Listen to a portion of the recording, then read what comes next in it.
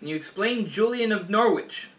I know that she had visions of Christ in the Middle Ages, but I hear more Anglicans than Catholics talk about her. I know Pope Benedict spoke of her. She is a heretic. Whoa. Well, that's tough. You noted, we got Julian of Norwich on her, she's sitting right in the official. bookshelf. It's true. Julian of Norwich, ladies and gentlemen, is sitting right here. Right here. In the official Tumblar House pretend bookshelf. So is she a heretic, or am I in trouble now because we got a heretic? No, you and everybody else here, everybody except the Suits is being rounded up. Uh-oh.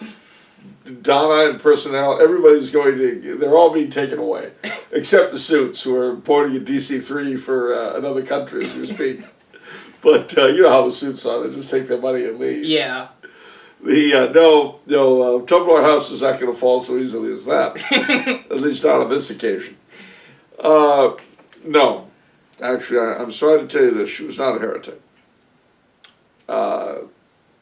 She's very explicit in her one major work, not the Cloud of Unknowing, Revelations of Divine Love.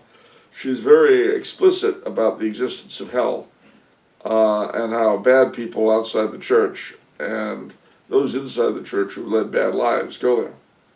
Oh, so why do you think Brandon called her a heretic? Well, because apparently this is said a lot on websites. I know, but what's the specific charge? Heresy how? It doesn't say it there. The heresy that I've heard thrown at her is universalism. Oh, universalism. Okay. But that, if you read her book, you won't think that.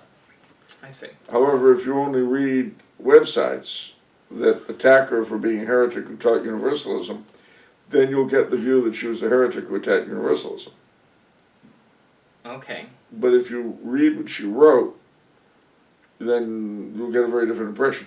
Which is why, as we know in the modern world, it's more important to read stuff about things than the things themselves. We need the Cliff Notes version. Yeah, especially if it completely misreads the book in its entirety.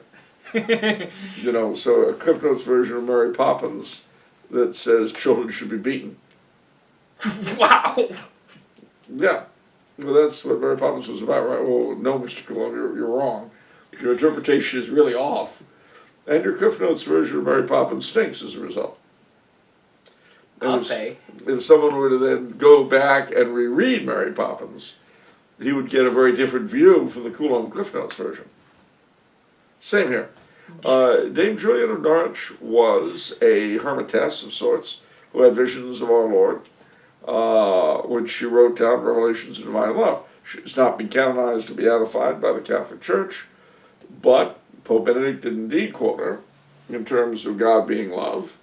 She's quoted by T.S. Eliot and by the no less than the Catechism of the Catholic Church for her expression of confidence that God brings good out of evil, and that regardless of how terribly things go, God's will be served. Now that's often misinterpreted as universalism, but the fact that she was so clear about hell and who would go there, i.e. those outside the church and those inside the church who led bad lives, that's not universalism. She's very clear that things will work out for those who try to follow God's will, but not for those who won't. Well, sounds pretty definitive. Yeah, well, I would think so. And the reason why the Anglicans talk more about it than the Catholics is because she was English. And English-speaking Catholics, as a rule, tend not to write about stuff. And foreign Catholics who do write about these sorts of people generally don't write about medieval English people, because they weren't medieval English. I mean, you'll find a lot in French about medieval French mystics. Find a lot in German about medieval German mystics. Mm-hmm. Find a lot in Polish about medieval Polish mystics. Find a lot in Italian. Are we getting a pattern here? A little bit. Okay.